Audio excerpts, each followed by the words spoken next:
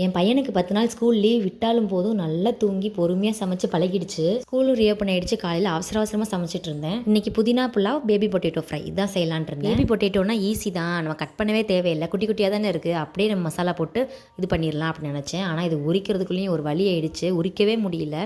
இது நம்மளுக்கு சரிப்பட்டு வராது. இப்போதைக்கு அவனுக்கு தேவையான உருளைக்கிழங்கு மட்டும் ரெடி பண்ணி வச்சிடலான்னு சொல்லிட்டு ரெடி பண்ணிட்டு இருந்தேன். ஸ்நாக்குக்கு பட்டர் ஸ்வீட்கான ஒரு பக்கம் ரெடி பண்ணிட்டேன். அவனை வேனில் விட்டுட்டு அப்பாடா கொஞ்சம் நேரம் ரெஸ்ட் எடுக்கலாம், அப்புறமா மதிய வேலையை பார்க்கலாம் அப்படின்னு சொல்லிட்டு உள்ள நுழைஞ்சா வீடே தலைகீழ போட்டு வச்சிருக்கோம். இதெல்லாம் நான் கிளியர் பண்ணிவிட்டு சமைச்சு முடிக்கிறதுக்குள்ளேயே அவனே ஸ்கூல் விட்டு வந்துடுவான். எனக்கு நோ ரெஸ்ட் அப்படின்னு சொல்லிட்டு அவசரமாக எல்லாத்தையும் கிளியர் பண்ணிவிட்டு சமைக்க ஆரம்பிச்சிட்டேன். ஸ்கூல் லீவ் அப்போல்லாம் இப்படி தான் யோசிப்பேன். ஸ்கூல் ஓப்பன் ஆயிருந்துச்சுன்னா இன்னும் நம்ம காலையிலே சமைச்சு முடிச்சுட்டு ஃப்ரீயாக இருந்திருப்போம்ல அப்படின்னு யோசிப்பேன். ஆனால் ஸ்கூல் நடக்கும்போது அவசரமாக எல்லாம் பண்ணிகிட்ருக்கோம், பொறுமையாக பண்ணியிருக்கலாம் லீவாக இருந்துச்சுன்னா அப்படின்னு யோசிப்பேன். இன்றைக்கி லஞ்சுக்கு புதினா புலாவ், முருங்கைக்கீரை, மசால் வடை, mushroom pepper fry, baby potato, chana gravy.